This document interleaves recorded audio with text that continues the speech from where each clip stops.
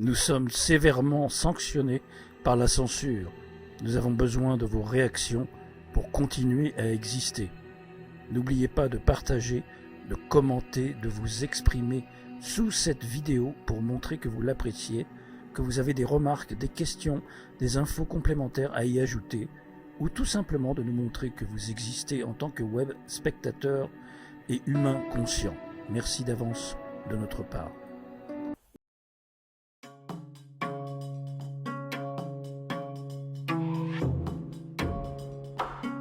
David Bouquet et Marc Gray. Urgence, trouver du sens derrière le chaos.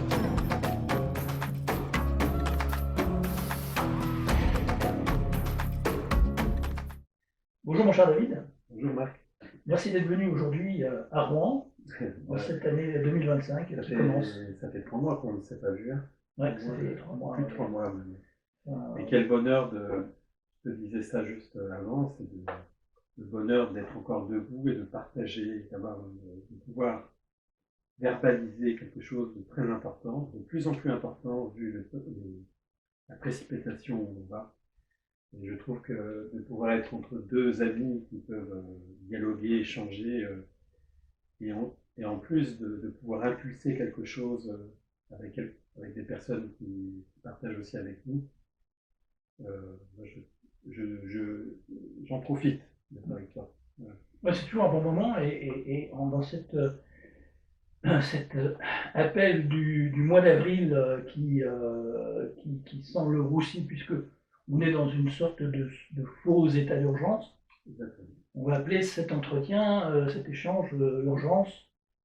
Comment trouver du sens derrière le chaos ambiant organisé et programmé, et totalement scénarisé de A à Z, à tous les niveaux, des couches d'illusions qui nous servent d'actualité. Plus c'est gros, mieux ça passe. Oui, on est à une époque où on a un président M. le Maudit qui va proposer à la population, enfin à la populace pour lui, un Emmanuel de survie. Il va coûter 45 millions d'euros à envoyer aux Français. Mais il n'y a pas d'argent magique, ni pour les retraites, mais il y en a pour les guerres. Oui. Par contre, sûrement un cadeau empoisonné avec des sports actifs qui vous sera distribué cet été pour que vous puissiez bien propager les saloperies qu'il y a dedans. Je dis ça comme ça au hasard pour rigoler, mais ça peut être vrai, quelque part pour justifier une fausse pandémie, puisque dans 2 semaines, enfin, je ne sais pas quand va sortir la vidéo, là on est début avril, le lendemain le jour national où les gens vérifient les infos avant de les croire, c'est-à-dire le 1er avril, donc on est le 2 avril, eh bien on a comment une propagande de guerre infernale qui est vraiment en marche avec ce Barjot qui veut rester au pouvoir pour toujours, comme les autres Barjots outre-Atlantique et aux 4 coins du monde, et au Moyen-Orient, hein, qui bombardent ses voisins, avec tous les prétextes horribles et inimaginables. Alors, pour répondre à Marc, je ne sais pas pour vous, mais quand on commence à reconstituer les pièces de puzzle et qu'on voit que on évite de voir l'histoire comme quelque chose de linéaire mais de cyclique, c'est-à-dire que les choses se répètent de façon perfectionnée, mais elles se répètent avec le même abrutissement des masses. C'est presque maintenant, je dirais, évidemment, on éprouve physiquement, émotionnellement, surtout si on n'est pas un peu aligné ou qu'on vit une période difficile, qu'elle soit de maladie, etc. Mais si on arrive à être cohérent en soi, on arrive à avoir presque un état jubilatoire de voir cette scénarisation. Et c'est presque dramatique, c'est presque pathétique, mais ça nous fait, je ne sais pas pour toi, mais ça nous fait confort dans notre manière d'agir qui est que c'est pas une histoire de vérité, de mensonge, parce qu'on toujours on nous met dans des cases vérité, mensonge, faux, vrai. C'est l'histoire que de plus en plus on ressent cette impulsion, que quelle que soit l'issue, nous sommes sur une voie digne, où on est fier de suivre ce chemin, et que quelque part, c'est une époque qui nous pousse finalement nettoyer de plus en plus les choses et d'aller vers l'essentiel. Oui, c'est ça, c'est un rappel à soi et un rappel à l'essentiel de ce qu'il y a à garder en mémoire dans la confusion orchestrée générale avec du vrai et du faux, un mélange de confusion, de provocation et de contradiction et d'exaspération envers la masse de PNJ qui fait semblant toujours de n'avoir rien compris et nous prend, nous, à partie comme les méchants de ce monde d'illusions. Et je crois, d'une façon subtile, qu'on atteint un autre stade, et que les PNJ, de toute façon, sont devenus des machines. Maintenant, la manipulation se passe sur le fait que la vérité commence à bouillonner, à sortir, et on utilise cette vérité pour la mettre dans du mensonge et la catégoriser dans un public dont on stigmatise, et qui va très bien avec la préparation mentale de la population mondiale, qui est de stigmatiser parce que ça rassure, et on apporte des réponses toutes faites parce que ça rassure aussi. Et ça, c'est vraiment une nouvelle étape que je ressens. Peut-être que je suis un peu en retard de questionnement, mais il est vrai que je le sens d'autant plus que je me rends compte qu'à chaque fois qu'on a une pensée déviante, c'est une pensée qui s'auto-questionne, une émotion qui ressent les choses. Une fois qu'on commence à être curieux dans le sens, dans tous les termes, curieux dans le sens de qu'est-ce qui se passe, qu'est-ce qui se passe, qu'est-ce qui se passe, c'est quoi la vie, c'est quoi? Et puis cette impulsion qui fait que on se pose des questions tout de suite, dès qu'on va vers un sujet qui remet en cause la normalité, le normatif. De toute façon, il y a une espèce d'indifférence qui s'installe, une sorte d'apathie, une sorte de pare-feu qui s'installe de la population qui fait que on n'est pas concerné, désolé. On n'est pas concerné par la vie, on n'est pas concerné par ce qui se passe de très important dans notre humanité. Et c'est ça qui me permet d'avancer, Marc. C'est le fait qu'il faut, comme tu le dis souvent, qu'il ne faut rien lâcher. Il ne faut rien lâcher, et surtout ne pas lâcher ces PNJ qui se sentent très forts à cause de la masse de leur égrégore majoritaire.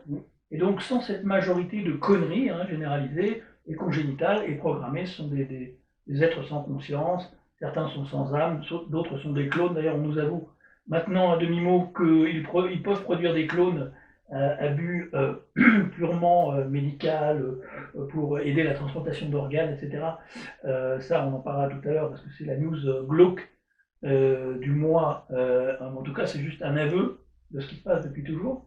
Dans les news vraiment pas jubilatoires, justement au contraire très exaspérantes, on a le retour de la fameuse campagne de vaccination qui arrive là, à mi-avril.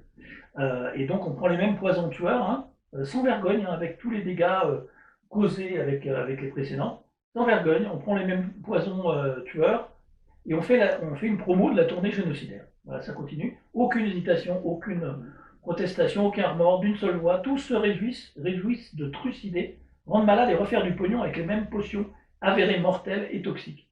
Ça rapporte du pognon aux blouses blanches. C'est de la sorcellerie de masse. Et Big Pharma Keia, la sorcellerie est au pouvoir et eugéniste mondiale sans adversaire. Et elle continue et perdure et a perduré depuis très longtemps. Voilà, depuis l'intronisation de Pasteur, l'imposteur, encore un frère d'Atruel qui est juste la devanture de tout ce mécanisme eugéniste et mutatif, mutant, derrière qui s'occupe de faire muter, de trucider, d'éteindre l'espèce humaine en la stérilisant, l'empoisonnant, en la faisant muter, en la pucerant avec des nanobots. En fait, on est dans un monde complètement mais glauque, il faut le dire. Les news sont glauques, en tout cas. Contrairement à ce que tous ces gugus là qui font la promo de leur faux sauveur Donald, la trompette, la paix du trompeur. Effectivement, votre sauveur à la tête de la santé américaine, RFK, Robert Kennedy, il recommande le calendrier vaccinal tel que prescrit par la CDC, donc l'organisme de santé américain, dont la nouvelle responsable, Susan Suzanne Manares, est une sbire de l'ARPA, une agence chargée de financer les biotechnologies, dont les vaccins ARN contre le cancer. La préparation aux prochaines pandémies et les technologies en même temps de la médecine prédictive sont aux commandes, contrairement à ce que vous croyez. Notre RFK national, américain et international, défenseur des antivax est tout sauf ça. Il est pro-vaccin à mort et c'est pas parce qu'il a dit les vaccins RNM c'est mauvais qu'il va pas l'approuver puisqu'il s'associe avec une ponte des biotechnologies. Voilà. Oui, c'est ce qu'on a dit tout à l'heure, c'est comment on affaiblit l'impulsion. Je pense qu'il y a l'impulsion de la vérité, elle est affaiblie par le fait qu'on la met dans la boue et on transforme ça en espèce de discours qui avance masqué. C'est un cheval de Troie, hein, finalement. Et c'est une stratégie de plus en plus fréquente maintenant, c'est qu'on utilise finalement, à chaque fois que quelque chose peut remettre en cause le mouvement concomitant, on peut le dire, hein, qui s'accélère, à chaque fois que une chose commence à percer, à fissurer les choses, on l'utilise pour la détourner de son impulsion, et on l'utilise pour manipuler d'autant plus que nous sommes propices au dépassement. Et ça, c'est vraiment un piège. Alors, pour moi, ce que j'ai envie de te dire par rapport à tout ça, c'est que le maître mot, parce qu'il y a une époque où on parlait de comment se défendre de tout ça, enfin, de comment. Alors, bien sûr, on y reviendra, il y a beaucoup, beaucoup de choses. Moi, je reviens sur l'essentiel. Je pense que le maître mot actuellement, c'est de supporter l'éprouvement. C'est-à-dire qu'il faut être dedans et dehors, si on peut. Mais il n'y a pas de petits combats. Ça, ce que je veux vous dire, c'est qu'il n'y a pas de petits combats. C'est pas parce que les choses semblent jouer d'avance dans cette histoire d'infamie mondialisée qui dure depuis longtemps. Imaginez que des personnes qui sont dans cette impulsion-là, qui voyaient ce qui se passait, ont baissé les bras en disant les dés sont joués d'avance. Vous voyez ce que je veux dire, c'est que quelque part, c'est une chose qu'on doit ressentir ou pas. Et je peux comprendre pour des personnes qui baissent les bras. Mais je peux aussi comprendre qu'il faut éviter d'associer le fait que les dés sont joués d'avance et le fait que cette impulsion sur laquelle, avec Marc, on travaille depuis des années, cette impulsion, il y a quelque chose d'insaisissable dans cette impulsion qui est de l'ordre d'une vie multidimensionnelle et qu'il ne faut pas s'arrêter juste à un enfermement cellulaire, un enfermement de dimension où tout semble figé et qui nous fait croire que le réel c'est ça. Le réel n'existe pas. Bien sûr, si je tape la table, mais cette table, elle est subtilement toujours en mouvement. Si vous la voyez atomiquement, au niveau énergique, tout est mouvement. Donc, on est vraiment, à notre époque, sur une affaire de déformation et de manipulation des perceptions, et ça grandit de plus en plus. C'est pour ça que supporter l'éprouvement, c'est d'avoir à la fois d'être fier de rester aligné en soi, mais aussi d'être toujours vaillant, de toujours dénoncer, de toujours, à son échelle, de dire non à certaines choses, de ne pas se sentir seul, parce que des fois, c'est le piège du système, c'est de nous isoler. C'est de nous isoler parce que la majorité des moutons est partout.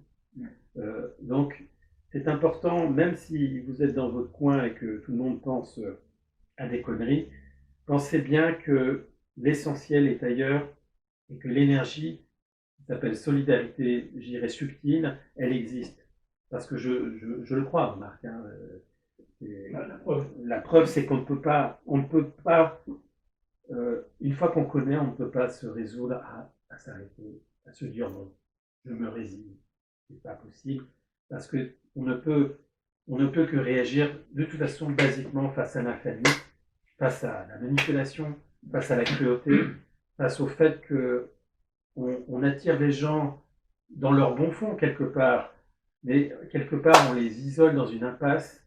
Et c'est comme une secte, hein, c'est la même chose. On décérébralise les gens, on les coupe émotionnellement, de choses naturelles de la vie, et on les enferme par une fausse croyance et une fausse dimension de la réalité dans une impasse où ils vont juste fournir de l'énergie. Alors, je rappelle également que la pensée, le subtil et la perception guident le matériel, puisqu'il n'y a pas de mouvement sans pensée, et il n'y a pas de geste et d'interaction avec le solide et la matière, sans avoir pensé au préalable, toucher la matière. Donc la matière n'existe pas si on ne la touche pas. Si vraisemblablement l'observateur n'interagit pas avec, c'est la pensée d'abord qui existe, et donc la perception.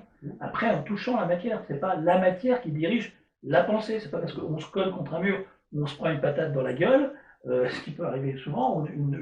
On prend beaucoup plus de patates psychiques là en ce moment que de patates dans la tronche. Ça, c'était plus pendant les manifs. Mais en même temps, il y a des guerres aux quatre coins du monde. Et je rappelle le président de la paix, là, votre Trumper, a beaucoup de cucuneneux qui me regardent encore et qui osent encore mettre des commentaires du genre vous êtes pessimiste, et pessimiste, tu comprends pas que. On va y revenir là-dessus parce que c'est vrai que ça aussi ça me. Faites confiance au plan QQanon. La paix du Trumper. Alors Donald Trump qui a promis la paix ces derniers jours, je vous le rappelle, si l'Iran ne m'écoute pas, quelque chose de grave se produira.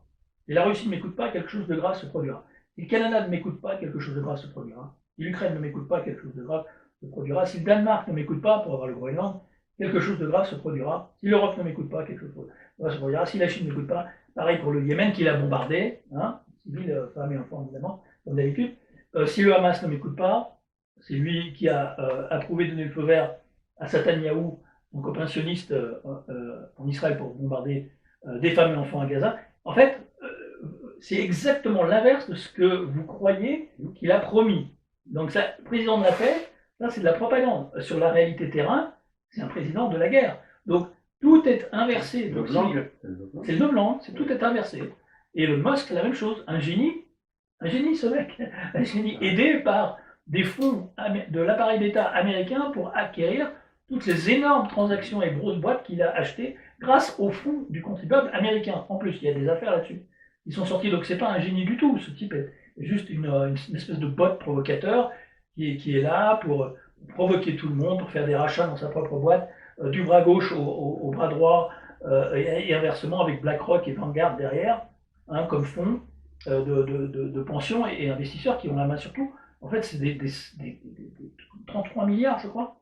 Encore un 33, hein, évidemment, comme d'habitude, le fameux degré de grade justement, des fromages. Je dis ça, mais pour moi, c'est un cheval de 3. Complètement. Parce qu'un cheval de 3, de 33 le 33, c'est ce qu'on a dit tout à l'heure, c'est que comment un type comme ça utilise d'une façon et réunit une espèce de pensée, il prend de la vérité pour la foutre dans la boue et hypnotiser les gens de façon qu'ils puissent avancer au niveau de son plan de l'IA, etc.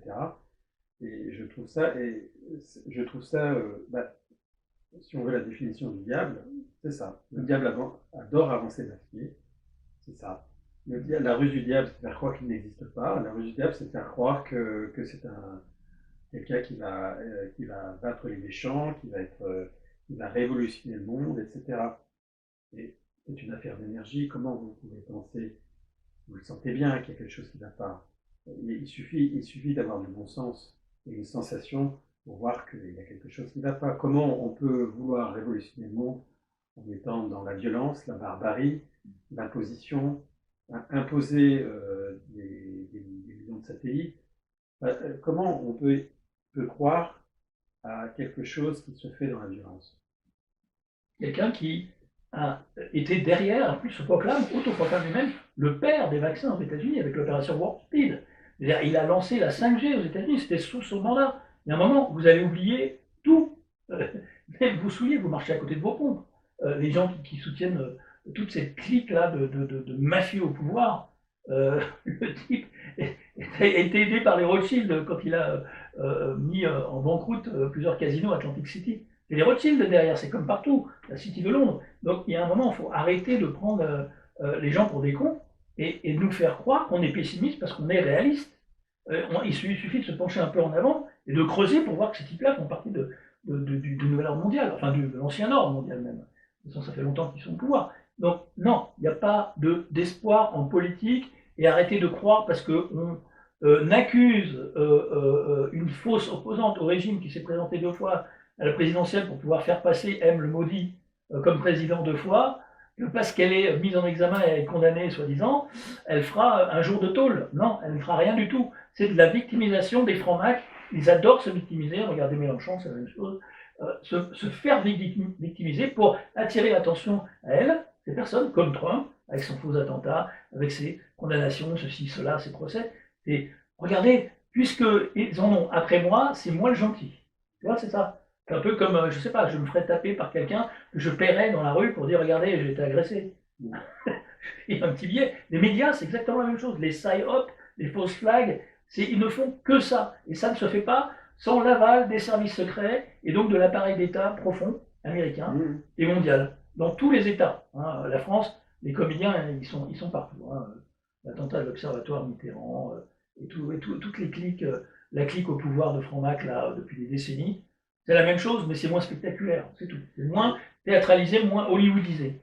Et donc, je pense que la première règle dont on parle depuis tout à l'heure, c'est de dépassionner justement le fait qu'on attend désespérément, pas la plupart d'entre vous qui nous écoutez, enfin, je l'espère en tout cas, mais se dépassionner. Parce que la réponse ne viendra pas de l'extérieur. Elle vient d'un travail plus lent, plus laborieux, intérieur, où on prend beaucoup de recul sur les choses et d'arriver à se réaligner sur des fondements très importants qui sont universels au niveau de la vie. On en parlera avec Marc. Mais si quelque part, à qui donnez-vous votre énergie, est-ce que c'est une affaire d'énergie, tout ça, tout ce qui circule, etc. On parlait de la matière, de la pensée, de l'énergie, mais on dit souvent que la matière, c'est de la pensée grossière, et que la pensée, c'est de la matière subtile. Et ça, on est sur un certain niveau, et c'est là-dessus que se joue la manipulation.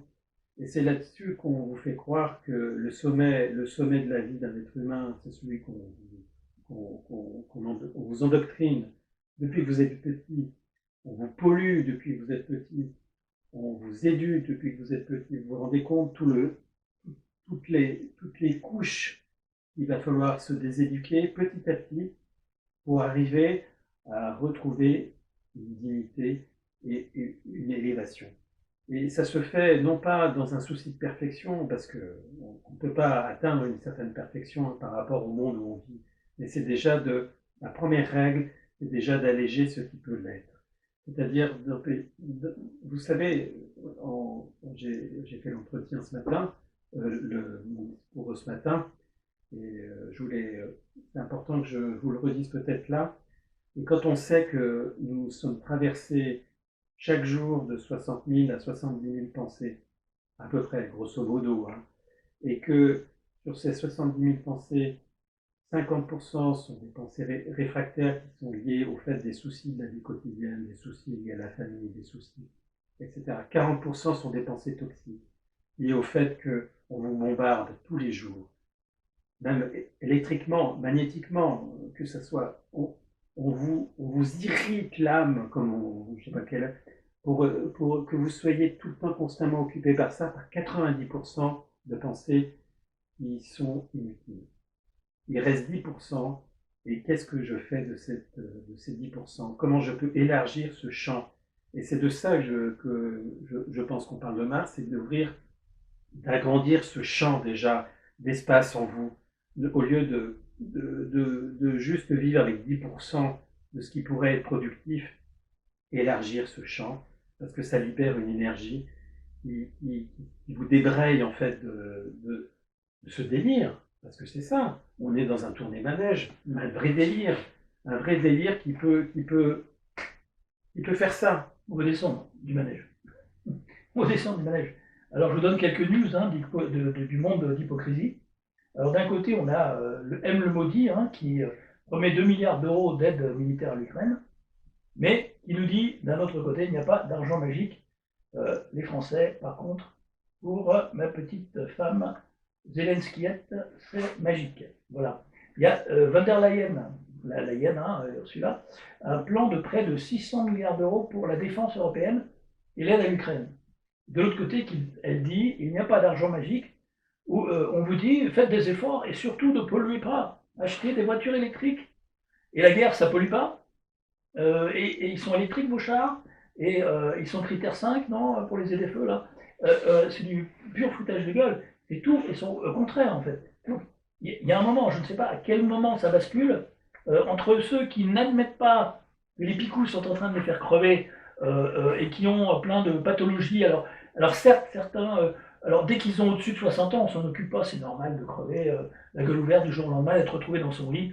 C'est pas grave, hein. Donc, en dessous de 45 ans, ah bah oui, mais il avait une pathologie avant, donc c'était sûrement ça, qui est revenu sans se préoccuper du fait que ces bouffons de la propagande de Big Pharma nous inventent des maladies ou attribuent à des maladies tous les effets secondaires des picouses, de leurs picouses, qu'ils vont remettre encore sur le tapis, là.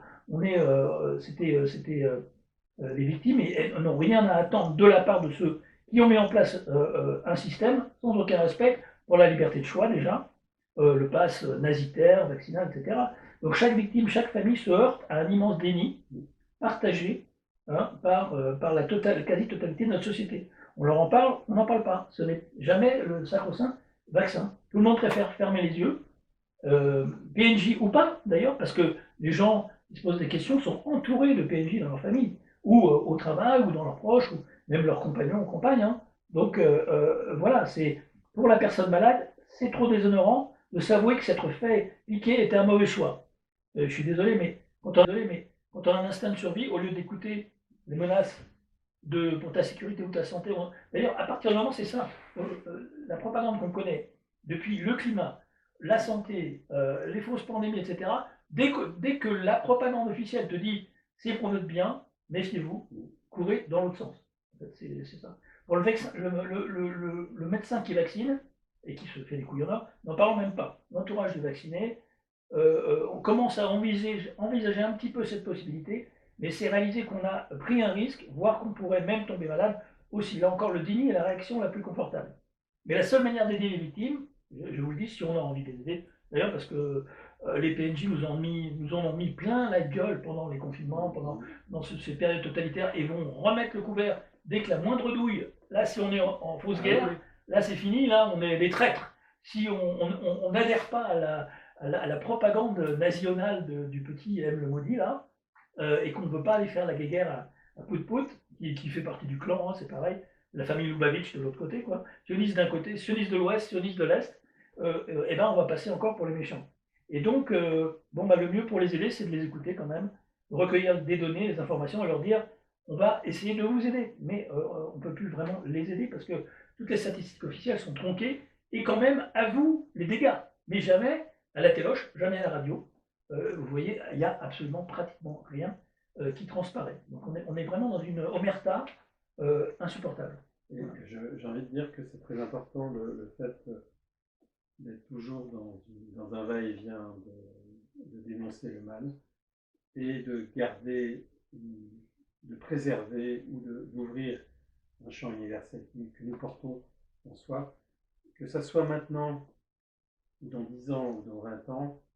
Ce qui se passe actuellement, c'est la notion de la perte de la transcendance. C'est-à-dire qu'on fabrique une IA qui va porter l'humain à la transcendance, à une transcendance qui va l'amener vers une impasse. Une impasse où il sera réduit finalement où il aura l'impression que la conscience qu'il a est la conscience maximum, alors que c'est une conscience dégénérée, une conscience juste faite pour qu'il puisse produire une énergie, etc. Donc là, il n'y a pas de petit combat. Ce qu'on vit avec Marc, on sait très bien qu'on est face à une énorme machine, une énorme machine à rouleau compresseur, comme on dit ce matin. Et donc, mais pour moi, c'est pour ça qu'on vit. Moi, je ne peux pas imaginer autre chose que le fait que comment utiliser le fait le fait de respirer, d'avoir construit une pensée lucide, d'avoir un alignement physique, émotionnel et mental, d'avoir su malgré tout récupérer des bouts de puzzle éparpillés, déconnectés de par le monde, d'avoir accepté le fait que l'histoire n'est pas l'histoire qu'on nous raconte, que d'accepter le fait que la vérité n'est pas la vérité et que c'est un mensonge de penser de vérité, de mensonge justement qu'il existe une réalité qui est déformée. C'est une réalité qui nous permet d'évoluer. Et alors que nous sommes dans une prison qui nous pousse à marche forcée vers une direction que personne ne veut, sauf s'il devient un pantin. Et c'est pour ça que ces échanges avec Marc sont à la fois finalement une répétition face à la grande répétition qui est en face, mais nous on répète aussi les choses, et Marc utilise des exemples toujours concrets, comme moi j'utilise toujours finalement le langage que j'utilise depuis longtemps, et ce mariage-là nous permet d'avancer jusqu'au bout. On ne sait pas, c'est pour ça que cette notion d'indétermination, il ne s'agit pas de saisir une réponse, il s'agit de faire animer quelque chose en nous qui veut se défendre. C'est normal, un arbre dans la nature, il se retrouve dans un terrain en pente, observez-le, est-ce qu'il va pourrir sur place? Non. La plupart vont essayer de se rééquilibrer au niveau du tronc, vont renforcer avec les racines et va essayer de dépasser sa condition. Et ben, c'est ce qu'on vit, moi c'est comme ça que je le vis, c'est-à-dire que malgré cette envie de nous déformer, de nous imposer quelque chose, nous sommes un peu comme des arbres qui marchent, qui sont fiers malgré ce monde pourri de construire des racines face et acquérir un savoir qu'on ne nous a jamais légué. Oui, on ne se laisse pas déraciner si facilement avec toute cette propagande. Il faut résister, il faut plier, courber un peu les chines, mais jamais plier jusqu'au bout. Mais voilà, encore une donnée aussi pour en rajouter, tellement ils nous narguent. Sur le site de l'OMS, vous pouvez trouver une donnée officielle qui dit que la fameuse variole du monkey, variole du singe, on a une nouvelle mascotte, elle est là, et donc qui nous tend les bras d'ailleurs. Il nous tend les bras. Il avait un peu froid. Donc, voilà. Cette donnée vous tend les bras sur le site de l'OMS qui dit que la variole du singe est un effet secondaire des vaccins ARNM contre le Covid. Donc, il y a contre le Covid, le coco, je n'arrive pas à dire Covid parce que c'est tellement pervers et totalitaire. En fait, Covid, c'est ces certificats d'identité vaccinale. C'est tout ce que ça veut dire en anglais. C'est un acronyme pour ça, en fait. Voilà, et si vous ne voulez pas le comprendre ou même l'admettre, c'est pourtant ça. C'est ça que ça veut dire. Et donc, c'est lié au crédit social à venir et qui est fortement en marche avec l'IA d'ailleurs, avec toute la clique au pouvoir européen, mondial et planétaire. Donc, cette donnée-là, elle est accessible. Donc, ils vous disent en face que toutes ces pseudo-maladies qui arrivent, qui sont arrivées et ont disparu de la propagande, comme elles sont venues, sont simplement des effets secondaires de leur picouse. Ils n'admettront jamais. Donc en fait, ils nous le disent à la fois pour nous faire consentir. Et ça, c'est une tactique, comment on dit, c'est le consentement induit ou c'est le consentement forcé par...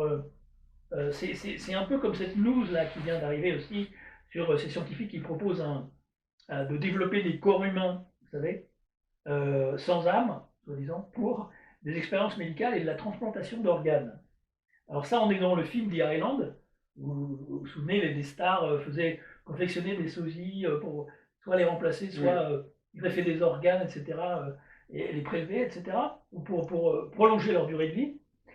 Et donc, ils utilisent des cellules souches, des soi-disant bodyoïdes, ça s'appelle bodyoïdes, seraient cultivés dans des utérus artificiels et conçus pour supporter la douleur sans conscience. Ça, c'est formidable. La douleur sans conscience. C'est un peu ce qu'on dit des pauvres crustacés qu'on mange. Vous savez, ah non, ils ne ressentent pas la douleur. Mais bien sûr. Et les chercheurs visent à retarder le développement du cerveau. Mais ça, c'est c'est pas la peine dans certains cas, il y a des millions comme ça autour de nous, et s'assurer que le corps manque de sensibilité. Voilà, les utérus artificiels sont déjà testés, mais nous on sait que tout ça, ça existe déjà, voilà, ils nous parlent de cellules souches, de technologie d'utérus artificiel, de créer des clones humains, quoi, en fait, c'est ça, hein, susceptibles de fournir des organes pour les greffes et révolutionner la recherche médicale. Et soulève aussi une série de questions éthiques, mais évidemment, côté américain, on dit que ça sera recyclable pour la consommation de viande. Donc on parle de cannibalisme là. On le pousse, on nous fait consentir qu'il existe déjà. En fait, toute cette révélation, c'est la preuve, comme je le disais tout à l'heure en off, au compte-goutte, que le clonage et l'hybridation font partie intégrante des technologies matricielles depuis des lustres. Et tout est mis en lumière actuellement, en cette fin de cycle, avec des nuances, des hésitations, en disant c'est en projet, éthiquement on va peut-être pas l'approuver, des ratés contrôlés, etc., pour obtenir le consentement des masses. Voilà, les corps énergétiques, eux, fournissent le carburant au métavers de l'IA. C'est l'art d'humaniser l'horreur. C'est ça, c'est glauque, mais on va l'humaniser en disant que c'est pour votre bien. Et quand tu fais la liste des choses, c'est vrai qu'on ça ne peut qu'accélérer finalement un autre mouvement, c'est ce qu'on appelle la civilisation séparatrice. On voit bien qu'il y a quelque chose qui...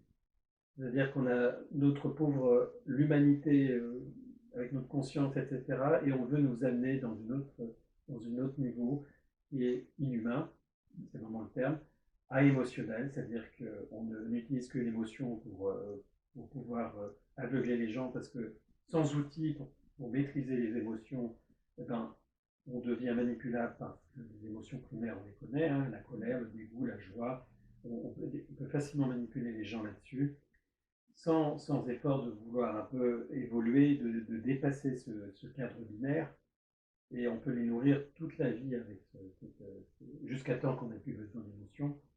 Donc on voit bien qu'à travers ce cadre, on est sur une civilisation séparatrice, et c'est pour ça qu'on s'est rencontrés. C'est que moi je pense que la clé de voûte de tout ça, c'est que quand on monte d'un niveau dans ce niveau d'inhumanité, ben justement la clé de voûte, c'est qu'il y a quelque chose d'inhumain dans ce mouvement.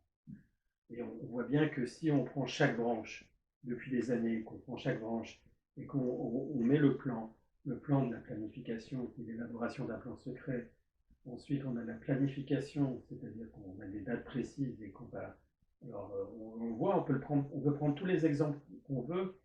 Après, la planification et la collaboration.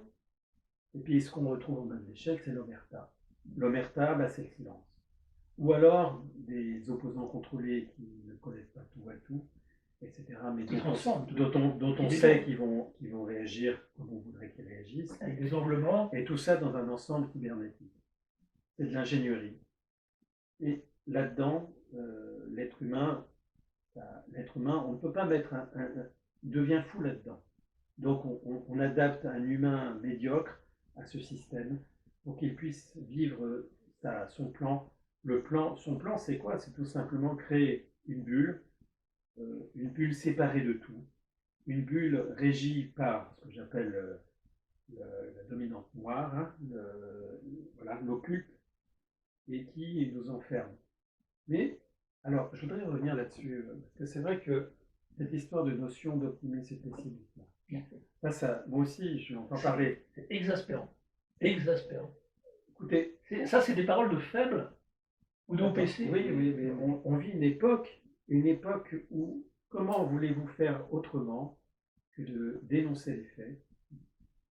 Et par contre, pour moi, ce qui est important, c'est pas seulement dénoncer les faits, de s'en nourrir, et puis voilà, c'est de pouvoir les utiliser, et à chacun son niveau, mais c'est de pouvoir utiliser le fait qu'en dénonçant le mal, parce qu'on dénonce le mal, c'est ça, on dénonce le mal pur, c'est de pouvoir finalement mettre des mots sur l'innommable, parce que des gens ont besoin de voir ce qui se passe, de ne pas avoir justement une vision rigide des choses, et après, c'est de redécouvrir finalement, de créer un espace en soi, et de redécouvrir autre chose qui est de l'ordre de retrouver ce que j'appelle la vie avec un grand V.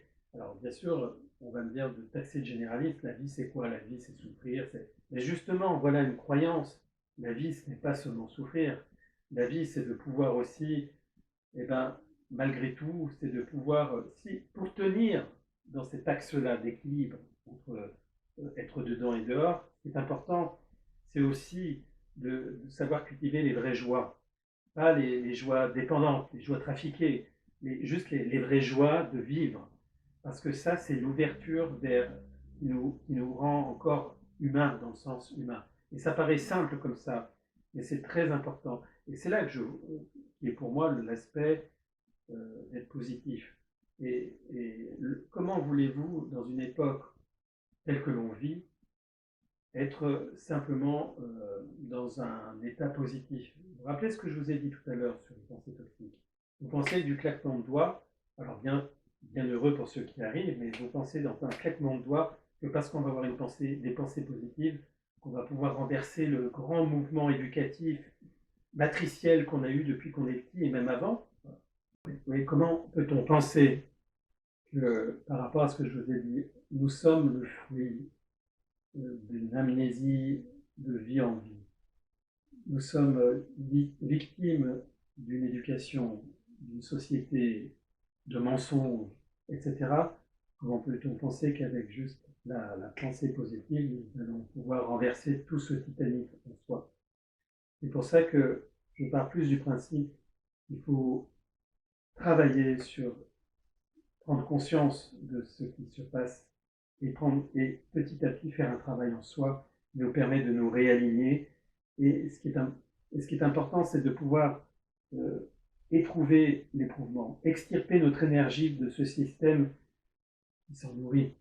Vous voyez, il y a aussi l'histoire du déverrouillage. Le déverrouillage, c'est ce qui est le plus important, que ce soit dans cette vie ou l'après-vie. Le déverrouillage, rendez-vous compte de ce mot. Le déverrouillage, c'est-à-dire de ne plus être emprisonné dans une coquille. Le déverrouillage, c'est de retrouver une possibilité de choix, une possibilité de choisir.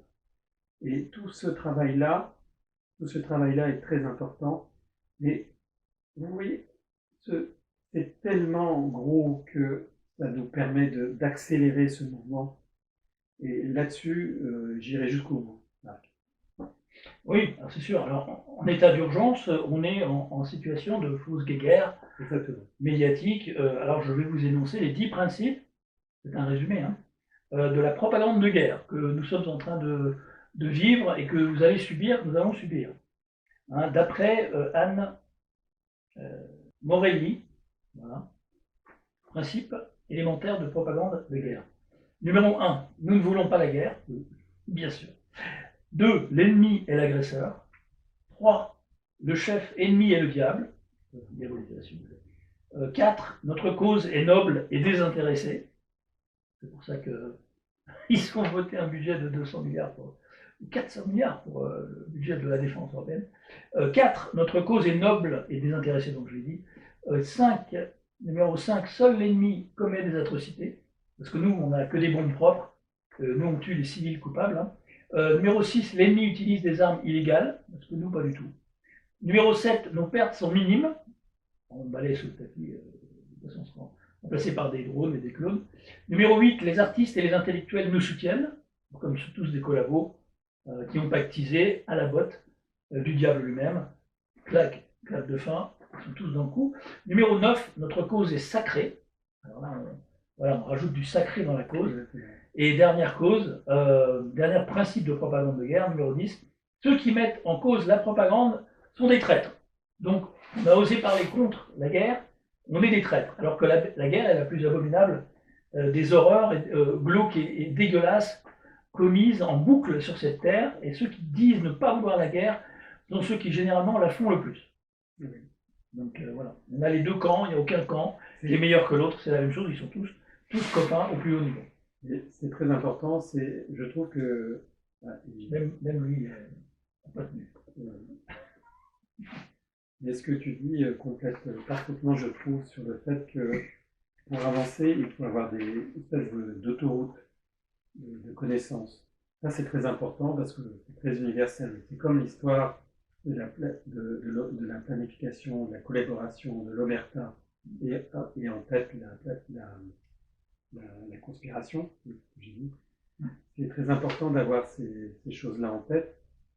En tout cas pour nous. Et ce que je veux insister, c'est que si on se nourrit uniquement de ça, on ne peut pas avancer.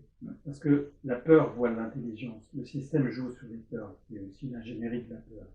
Sur les manques, sur la pénurie. L'économie qui est une économie prédatrice, c'est une économie de pénurie. Tout le temps, il manque. Ça nous crée de la peur, etc. C'est la prédation et la pénurie. Alors, évidemment, rendre optimiste ce genre de choses, comment on peut dire que, justement, être joyeux, etc. Et bien sûr, je suis bien premier, mais on a chacun son rôle à jouer. On est comme dans un champ avec des fleurs différentes, et chacun a son rôle à jouer. D'autres personnes ont peut-être d'autres facultés, d'autres choses. Mais en tout cas, le fait d'être ensemble avec Marc, c'est le fait que notre énergie est dirigée vers une espèce d'échelle. Et dans cette échelle, il nous semblait qu'il manquait des barreaux. Voilà. Entre ceux qui ont atteint une certaine forme, soi-disant, de réalisation, et la personne qui est complètement paumée, il y a des gens qui ont besoin d'être informés et des gens qui ont besoin d'avoir du bon sens. Parce que le plus grand piège dans tout ça, c'est un peu l'exemple que je donne souvent, c'est comme l'après-vie. C'est pas parce que l'âme en tout cas, bon, le corps, le mental sans le corps, hein, quand elle va dans l'après-vie, c'est pas parce qu'elle se rend compte qu'il y a des choses qui se passent que c'est spirituel, vous comprenez? Et donc, tout ça est une guerre, j'ai envie de dire spirituelle aussi. Et interdimensionnelle. Et interdimensionnelle. C'est-à-dire qu'on nous fait croire à des choses, par exemple, le fait de dire il faut croire juste à l'économie, etc., c'est complètement faux, parce que si on gratte un peu plus les sociétés secrètes, etc., on voit bien que c'est tout sauf l'économie. Donc on est sur notre combat est sur différents niveaux, et c'est comme une jonglerie, hein. Enfin, on jongle sur les choses, on est un peu déséquilibriste, mais on est fait pour ça, je le sais. C'est pour ça que, bien sûr, rien n'est parfait. Je sais qu'une part de nous joue ce rôle-là. C'est très important de pouvoir arriver à jongler, à pouvoir dire les choses et à pouvoir mettre des mots sur une autorisation intérieure que la spiritualité, ce n'est pas la religion. La religion est juste un endoctrinement supplémentaire qui se rajoute à d'autres manipulations. Et donc, on sent bien qu'il y a une dissociation, un monde de séparation, justement, où ce qu'on défend est un monde qui ne veut pas être étouffé. Il ne veut pas être étouffé par un paradigme. Voilà. Parce qu'on lutte contre un paradigme. Et on ne veut pas fusionner avec les clones autour de nous, ceux qui nous entourent, et également ceux avec lesquels ils veulent nous fusionner de force, avec l'identité numérique et tout le reste. Au niveau biologique, ça va être difficile, même avec des campagnes d'empoisonnement forcées, etc. C'est une grande question, Marc. Moi aussi, je me la pose. C'est parce que jusqu'où pourra-t-on être conscient qu'il y a autre chose? Le jour où, et c'est par rapport à l'IA, mais c'est par rapport à cette osmose entre les nanotechnologies, la relation entre la biologie et la génétique et l'informatique et tout ça, le jour qu'on fabrique, vous voyez, qu'on fabrique quelque chose comme ça, dont on croit vraiment que c'est la vie, c'est la réalité, qui est complètement confectionnée par l'IA ou par la génétique ou par la production de l'occulte, s'il n'y a plus personne. Et le danger, c'est que, vous voyez, le danger, c'est ce fameux déclic. C'est-à-dire que ce qui fait la beauté de la vie, c'est ce déclic en soi. C'est-à-dire qu'il y a autre chose. Il y a autre chose.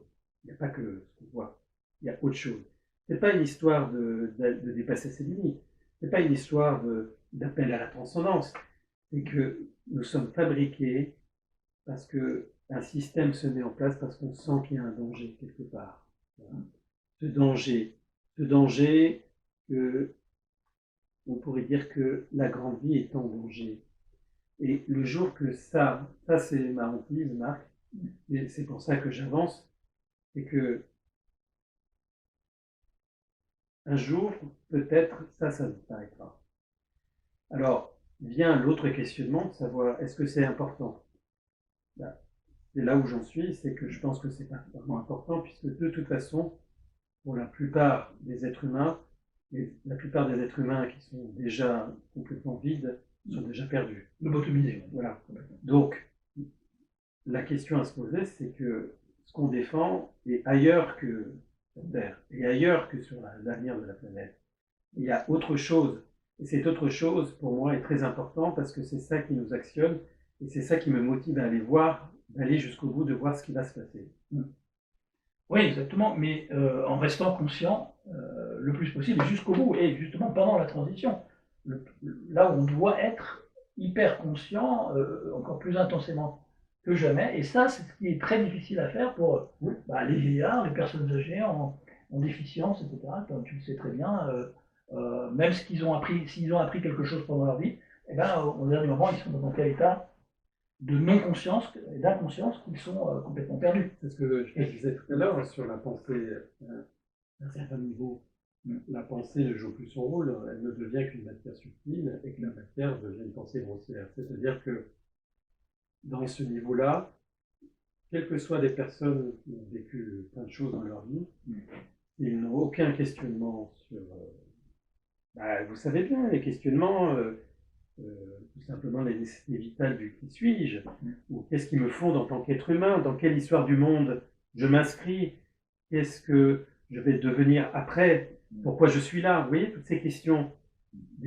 La plupart des personnes ne se posent jamais ces questions, ne se posent jamais la question que en 70 ans de vie, je vais dormir pratiquement 20 ans, plus de 20 ans, c'est-à-dire qu'on dort presque un tiers de sa vie. Et qu'est-ce qu'on fait de tout ce qu'on fait là, la nuit? On rêve, on rêve, on rêve. Alors, on le réduit à quelque chose de matériel, mais on peut en faire quelque chose. Ce que je veux dire après, c'est que tant que les personnes ne se poseront pas de questions sur l'après-vie, tant qu'elles laisseront la religion décider de mettre une croix sur leur tombe et d'avoir une cérémonie religieuse, et que le prêtre leur dit bon, c'est bon, vous êtes bénis, ça ne marchera pas. Parce que finalement, qu'est-ce qui se passe? C'est là que je vois que nous sommes nous sommes des hommes machines. C'est-à-dire que quand je vois la fin de vie, qu'est-ce que je vois? Je vois une machine qui s'arrête. Une machine qui s'arrête. Une machine qui s'arrête. Je ne vois pas un être humain. Je vois juste une machine. Avec la base des émotions primaires qui n'ont pas été travaillées, qui prennent le dessus. Et on se retrouve avec une espèce de machine organique, avec des émotions primaires qui s'agitent et qui est prêt au recyclage. Et donc les rituels religieux notamment, c'est du hameçonnage des théocrates. Théocrates dans l'astral et ceux qui tirent les ficelles pour pouvoir nous recycler encore plus vite. Tout simplement. Donc c'est ça. Hein, d'ailleurs, en parlant de ça, je signale la sortie de mon film en 2 parties, hein, 2 fois, en 2 fois 2 heures pour le premier. Le troisième va faire plus de 2 heures, fait plus de 2 heures, qui s'appelle L'évasion ultime de l'après-vie. Cette première partie où tu commences, d'ailleurs tu démarres la première partie et tu démarres la seconde partie. Et voilà, tu parles du processus, différents processus. C'est très important. De la mort. J'insiste sur ce fait. Et la mort n'est pas quelque chose de pessimiste. Est-ce qu'on nous fait croire que tout ce qui est décomposition, maladie, mort, tout ça c'est quelque chose, on nous a conduit à croire que c'est noir tout ça, qu'il faut aller vers la vie, il faut courir sur la plage.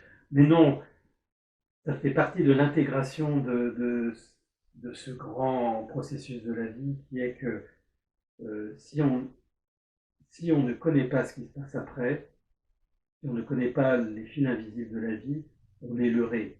On est leurré. C'est très facile de leurrer les gens. Et très facile de les leurrer par la méconnaissance, et très facile de les leurrer par la peur, très facile de les leurrer par l'industrie et le commerce, constamment occupés, par la famille, par la religion. par les études, les longues études, les longues études. Voilà, maintenant je suis quelqu'un, je suis un super égo. Ah ouais, super. Voilà. Et les enfants, Et la filiation. oui, oui. Et donc, c'est ce système-là, d'un vieux système finalement, hein, d'un vieux système, qui nous empêche d'aller vers autre chose. Et je pense que si ce système met tant d'énergie, c'est parce que tu en penses, mon ami, mais si ce système met tant d'énergie, alors attention, je ne vais pas rentrer dans le truc facile, mais si le système met tant d'énergie, ça veut dire que forcément, il y a quelque chose qui se passe au niveau de notre résistance. Oui, oui, avec tous ces empoisonnements, on est toujours là, debout, et conscient, nous, pour l'instant, en tout cas, et vous aussi qui nous regardez, et on peut se dire que, effectivement, c'est le contrôle mental et l'empoisonnement cognitif, et pour obtenir cette dissonance cognitive, hein, au-delà de la masse de PNJ. Alors, je tiens à signaler une pub marrante, parce que sur Booking.com a circulé dernièrement une publicité, mission, réserver une location de vacances, montrant un couple de PNJ, vous savez, comme des personnages dont je vois comme ça, un homme et une femme. Les PNJ avec la mention, les PNJ dans la pub aussi, les PNJ aussi, donc les personnages non joueurs, hein, les coquilles vides, ceux qui nous entourent en majorité, ont le droit de réserver des locations de vacances. Va sur booking.com, tu cherches une location de vacances, etc. Donc même Booking.com, très, très connu comme site de réservation, nous fait la pub des PNJ en nous assénant le truc, quelque part en se moquant de ceux qui parlent des PNJ, mais d'autre part en consentant à reconnaître qu'on est entouré d'un maximum de ces êtres, des créatures et coquilles vides, sur qui il ne faudra jamais compter pour avancer dans quoi que ce soit, hein, à part peut-être au niveau matériel, de temps en temps, il se file un coup de pouce pour pouvoir avancer et se nourrir de notre énergie aussi, mais ça c'est aussi c'est plus les pervers narcissiques. Alors, si on parlait un petit peu de l'emprise des archontes, les archontes, sur le gnostique, c'est les dirigeants de l'ombre qui tirent les ficelles, pas seulement ici, surtout dans l'invisible, dans le subtil. C'est l'aspect non humain des choses. Exactement, et ça, c'est l'omerta totale, et c'est tabou, plus que jamais. Plus que jamais. Et je reviens à ce que j'ai dit tout à l'heure, en complétant ce que tu dis, pour moi, ça, c'est la clé de voûte du secret planétaire. Voilà. Et c'est quand même incroyable, quand même, comment on est arrivé à descendre la résidence. Je ne sais pas si vous vous rappelez, mais juste après, je te laisse mon ami. Mais l'histoire, moi j'adore cette histoire de casserole avec la grenouille. Hein. La grenouille, au moment qu'elle se rend compte qu'elle est chauffée, ça y est, elle est grillée. Hein. Donc c'est ce qui se passe. C'est-à-dire que toute la stratégie, justement, c'est de nous chauffer, mais pas nous brûler, juste nous chauffer jusqu'au bout, de façon à rester immobile dans notre esclavagisme. Ouais, c'est comme si on épluchait une cacahuète devant le singe, sans lui donner. C'est presque la même chose. Donc la nature de l'emprise des archontes, c'est important, c'est voilà, sont juste des grandes lignes. Hein. Les archontes, donc, ces dirigeants de l'ombre, n'ont pas de pouvoir intrinsèque, important, sur l'essence divine de l'homme. Oui. Leur emprise repose sur 1. L'ignorance, agnosis, oubli de sa véritable origine divine. 2. L'identification à l'ego, au corps, au désir, à la peur, comme on disait tout à l'heure. 3. L'influence astrale, les sphères planétaires qui gouvernent, correspondant aux couches de l'âme non purifiées. Numéro 4, le conditionnement mental via la religion extérieure, le pouvoir, les lois humaines, la moralité imposée, c'est plutôt l'immoralité dans l'inversion, hein, qui est imposée. 5, le cycle de la réincarnation, les âmes non éveillées sont recyclées dans les sphères archontiques. Dans cette vision, le monde est un piège, une illusion entretenue par des entités qui se nourrissent de la conscience non éveillée. Et donc, voilà, alors, la libération, hein, on le sait bien, j'en parle dans mon film en 2 parties, et on en parle souvent dans nos discussions et dans tes discours aussi, consiste à se souvenir de sa véritable origine, dissoudre les illusions de la personnalité archontique, ego, mental, désir, transcender ses sphères de contrôle, les éons inférieurs, et fusionner avec la conscience divine, mais encore une fois, quelle est la définition de la conscience divine? Ça, c'est tout un thème, mais on pourra en parler. De toute façon, cette année, c'est prévu qu'on refasse des thématiques très profondes et de se rendre compte, en effet, de ce qu'on avait dit au début, c'est se souvenir de qui on est. Bien sûr, de savoir qui on est, mais on est qui. Là, je pense qu'on a une archive, une perception des choses. De savoir qui on est, à la limite, si on part de la base que de toute façon, on nous a fait croire qu'on ne peut pas savoir qui on est, et bien si, notre puissance est de savoir qui on est. d'avoir notre capacité créatrice aussi, elle est très utilisée par tout ce système, et puis supporter l'éprouvement. Je crois que l'étape qu'on vit, c'est vraiment pour ceux qui sont conscients, Marc, hein, pas conscience, c'est un grand mot, moi j'utilise le mot conscience, qui ont un excès de lucidité, je dirais. Pour ceux qui sont lucides, lux c'est la lumière, hein, ils sont lucides, et encore. Bon. Mais ceux qui sont lucides doivent maintenant arriver à vivre une stratégie de supporter l'éprouvement. Parce que on ne va pas être épargné, parce que justement, on met le doigt là où il faut. Alors, le processus dont tu parles est très important, parce qu'on en a parlé au début, c'est-à-dire de se souvenir qui on est.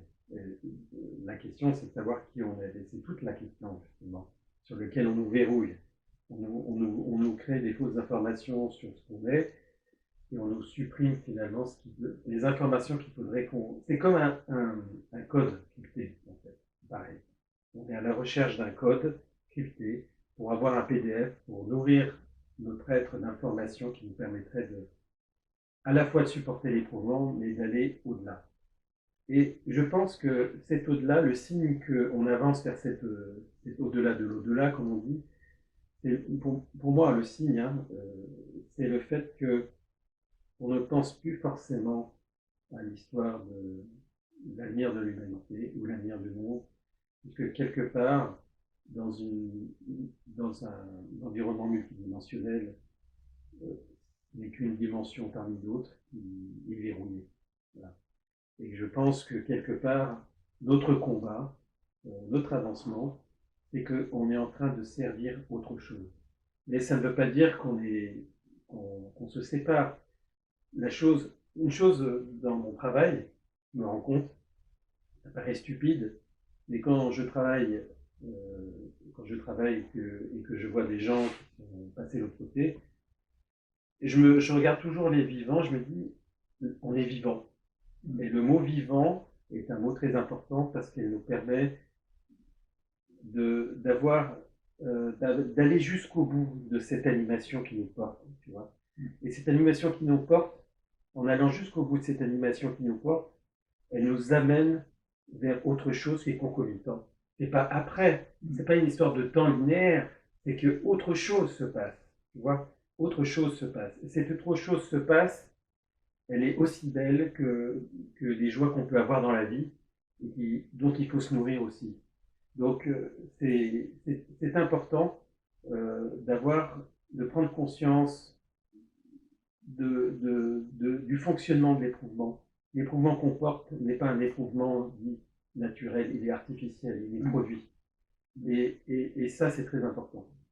Mais justement, c'est ce processus de détachement de la coupure du cordon d'argent, si la corde d'argent existe ou pas, de l'expulsion de notre corps avatar physique, cet instant violent de la mort elle-même, du processus violent de détachement du corps et de l'âme, du corps éthérique, qui fait peur à tout le monde et qui fait peur dans toutes les cultures. Et c'est ça qui est brandi comme outil de contrôle de l'humain, alors qu'on le tue à longueur d'années et à longueur de millénaires. Donc c'est une contradiction totale. Il y a plus de morts que de vivants. Oui, c'est sûr. Dans l'histoire, c'est certain. Ce processus d'initiative de libération, donc je vais finir avec ça. L'éveil, l'étape 1, c'est l'éveil, l'âme Messie. L'âme reçoit l'appel intérieur, donc c'est un peu tous ces questionnements existentiels que nous, on a et que beaucoup d'entre vous ont. Après, elle ressent que ce monde n'est pas sa vraie demeure. Après, il y a un événement, une lecture, une vision, un rêve ou une souffrance extrême qui déclenche la prise de conscience. Après, chez les gnostiques, dans la pistis Sophia, c'est la chute de Sophia suivie de son cri vers la lumière. Ce cri est l'acte de rupture avec l'illusion. Et la deuxième étape, c'est la connaissance. Donc la gnose, l'âme commence à connaître les vérités cachées, la structure des mondes, les Roms, éons, archontes, etc., son origine divine, le rôle illusoire du temps, de la mort et du karma. Mais bon, nous ce qu'on peut en retirer, c'est que on a passé déjà certaines étapes de notre vivant, et qu'on commence à comprendre que la vérité est ailleurs, en fait, elle n'est pas ici. Et tout est l'art de ce qu'on a récupéré, parce que je pense qu'on a récupéré. C'est pas, on n'apprend pas, on récupère. C'est différent. Je pense que la lutte maintenant, c'est de ne pas devenir amnésique. ne pas oublier, parce que la clé finalement, la clé de l'oubli, c'est la clé de la manipulation. Et donc, arriver à intégrer, parce que cette intelligence dont on parle, intelligence non localisée, elle passe par une perception beaucoup plus fluide de nos outils intérieurs, mais elle passe aussi par un basculement vers une autre forme d'intelligence qui n'est pas dans la conscience, qui n'est pas dans le cerveau, elle est autre part. Et ça, c'est l'étape où il faut qu'on continue, parce que c'est une étape qui est religieuse. Elle ne demande pas une forme de croyance, c'est une forme de sensation. Et ça, c'est toute la différence. La croyance n'est pas la sensation. La sensation, c'est autre chose. Et c'est de ça qu'on a besoin. On n'a pas besoin de croire les yeux fermés. On a besoin de sentir. C'est notre perception intérieure, notre intuition qui est innée, en fait, pour ceux qui sont encore un peu sensibles et tournés vers leur connexion intérieure. C'est vers l'intérieur, en fait, qu'on doit se tourner pour se libérer. Et c'est pour ça qu'on est dans une guerre, principalement sur les perceptions, nos perceptions, une guerre de l'information, à l'ère post-vérité, post-truth era. On est dans la confusion la plus totale, et c'est important de se rappeler à soi, de garder en tête que de trouver un sens dans ce chaos, une ligne de conduite, une feuille de route, que nous, on ne perd pas en tout cas les pédales et qu'on reste ancré aux vérités, la vérité unique, propre à tous, qui est complètement enfumée de tous les côtés, qui va l'être de plus en plus. Je pense qu'on dirige vers la suite des événements avec la saisie de nos épargnes, par exemple, pour faire la guerre. Enfin, tous les moyens sont bons, hein. C'est pour la planète, c'est pour la guerre, c'est pour un tel. C'est du n'importe quoi. Ce crédit social, en fait, si vous l'acceptez, vous êtes vraiment pire que les pires robots de Westworld qu'on a vu dans les films et dans les séries. Vous êtes vraiment pas de la chair à canon, vous êtes les clones qu'ils sont en train de confectionner, de faire grandir en 6 mois, hein, d'ailleurs ça prend 6 mois, pour faire un clone adulte pour utiliser ses organes. Vous en faites partie, vous êtes sûrement des clones d'ailleurs, la plupart autour de nous, qui n'osaient pas réfléchir, ou en tout cas être dans le déni, qui va plus loin que la simple protection de son ego. Je pense que c'est facile de dire c'est l'ego qui garde les gens dans le déni, c'est une peur d'avoir tort devant des vérités qui sont documentées, parce que de toute façon on leur présente et ils ne la regarderont jamais. Faire face à ces vérités, à la vérité ultime, commune à tous, c'est comme ça qu'on va pouvoir avancer. Sinon, je ne vois pas comment on peut avancer dans le mensonge perpétuel. L'humain n'est pas fait pour ramper. Non. Et d'ailleurs, la structure même du cerveau est une histoire millénaire de manipulation génétique déjà.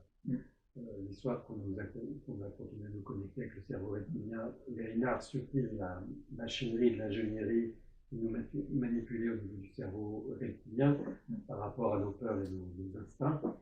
Il y a par rapport à beaucoup de choses, et je crois qu'il faut faire jaillir par le chemin qu'on vit d'autres partitions musicales à l'intérieur de nous qui ont été trop longtemps mises de côté. Ouais, il faut trouver un sens dans le non-sens de cette vie, trouver le sens de la sortie, oui. Et en tout cas la soigner et s'y préparer de notre vivant. Et on continuera avec Marc ces magnifiques entretiens, en tout cas, sont pour moi très enrichissants. J'espère pour vous aussi. Et Marc, je te salue. À bientôt. À bientôt sur la planète des singes.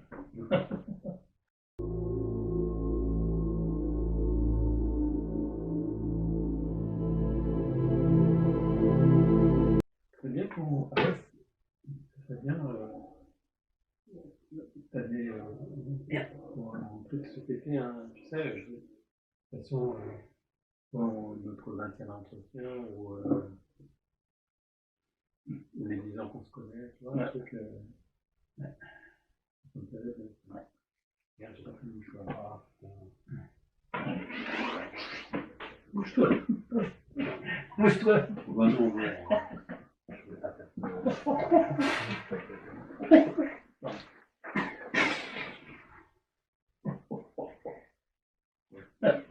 L'instant bonobo.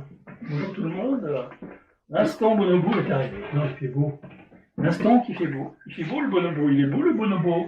Il est beau le bonobo, il est beau le bonobo. C'est pas marrant parce que tu sais très bien que si je commence à avoir un sourire, je vais y arriver. Et là, messieurs, ça va commencer. Il n'a pas eu de fou rire encore pour l'instant. Lui, il y a de fou, moi, il y a de rire. Alors. Ah non, c'est Eric, pardon. Oui. Fragment et autre éclat d'aimant. Hommage à Stéphane. L'amant dans le placard en profita pour virer le polichinelle du tiroir. Sur le fil du temps, un funambule égrène les secondes d'éternité. Non, maintenant je me sens. Là, il y a encore une espèce de parole. Ouais. Je me rends compte de l'importance aussi de ce moment. Ouais. Bien n'importe quoi, genre.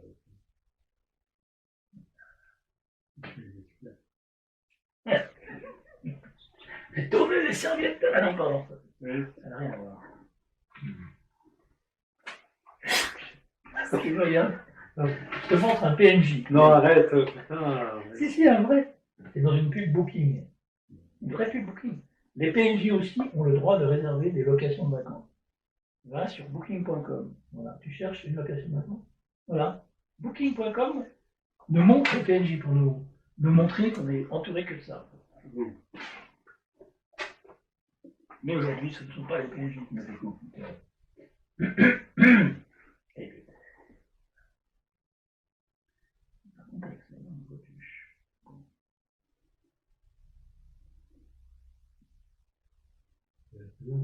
Oui, mais je sais. Du ok.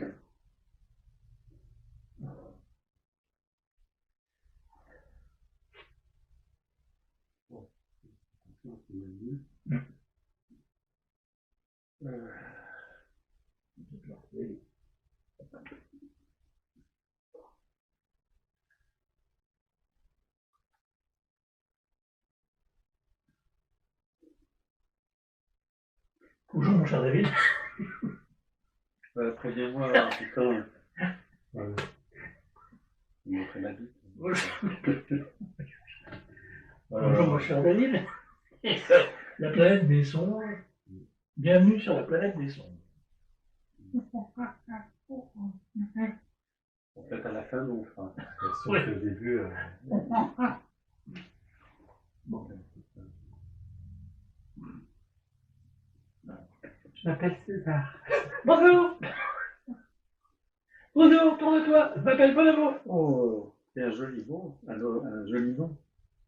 Tiens, Pourquoi tu t'appelles Bonobo? Explique-moi. est-ce que je suis un bras ouvert? Ah, Un bras bras ouvert. Un bras Ouais. ouvert. ça veut dire que ça va rentrer dans les annales. Attention, pas de colorecteur. Pas de coloscopie. C'est les seins.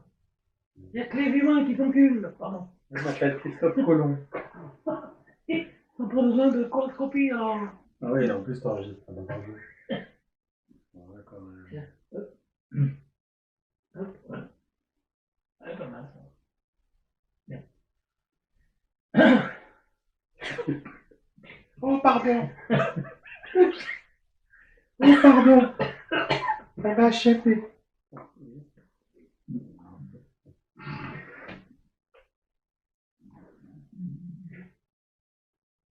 Mais confisquer mon portable.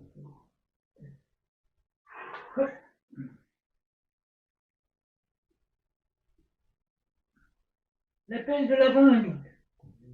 Oui. L'appel de la vingue. Bon.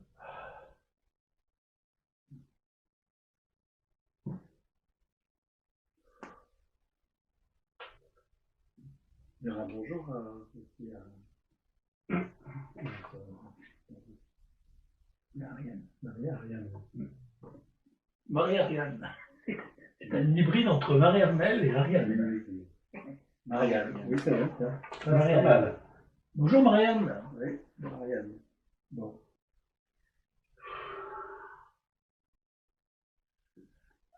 Bon.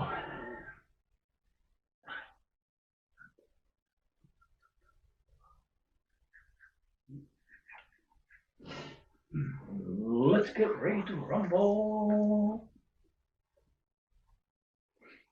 Le micro n'est pas descendu, je peux pas lancer. Alors. trouver du sens. Urgence.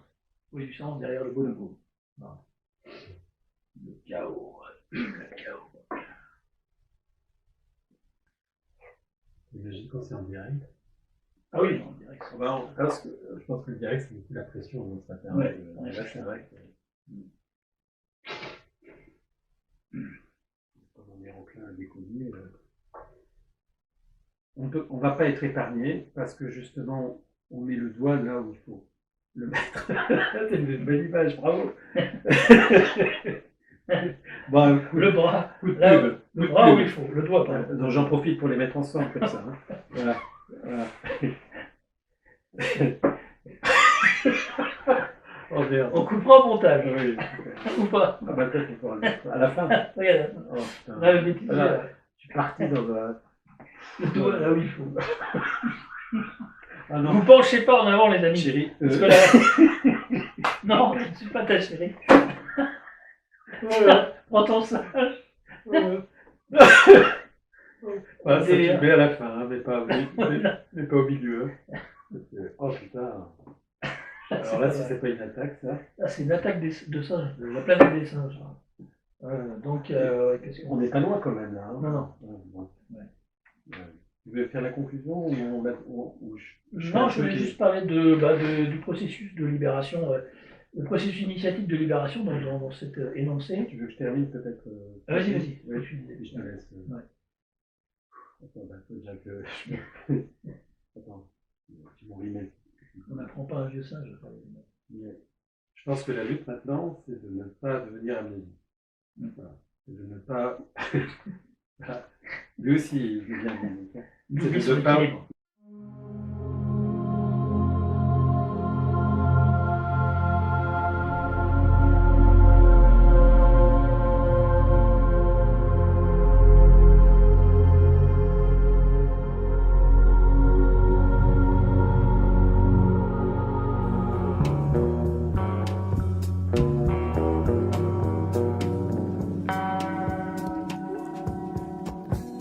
Les derniers que nous sommes rejoignent dans l'exil fraternel les peuples premiers, loin de cet horizon démentiel et glacial, des événements, en oraison fréquentielle, à la raison de polichinelle, silhouettes arides des politiques vomissant leurs inepties, sur les foules qui s'agrippent à la moindre parcelle d'espoir, au miasme de ces démons mal léchés. Leurs signes inversés fleurissent partout, sous nos yeux, afin de maintenir la magie en noir et blanc, la lèpre du sortilège, celui qui guide les âmes vers la falaise, sous la bannière du sauveur des terres, du chevaleresque héros de la fin des temps. Que nos regards accueillent alors la clarté du réel, avec le dessein de neutraliser cette mystique pantalonnade, cette grotesque feintise qui voit se mélanger le déshonneur et la bêtise. Des nus tombent des prophètes par wagons, des gourous du temple, des agents suisses de l'opposition contrôlée, pour nous dévoyer, nous corrompre, nous écarter de notre vision intérieure, de notre unité fondamentale. Ainsi ces sbires du système anti-vie cherchent à nous séduire et nous entraîner à cœur vaillant dans leurs cercles infernaux, théâtrenaux de la GN. Cependant, notre lucidité repère leur posture messianique masquée, cachée sous les apparats de ceux qui nous imaginent tels des rats qu'il est de bon ton d'appâter, avec de mielleuses promesses d'obséquieuse mondanité. Pourtant, nous gardons notre singularité d'être et nous savons percer la bulle de leur égo prédateur, afin que se taisent leurs fatides paroles de sorciers. Par conséquent, c'est au-delà du jeu pervers que nous affirmons notre essence, tout l'absolu de notre originelle créativité.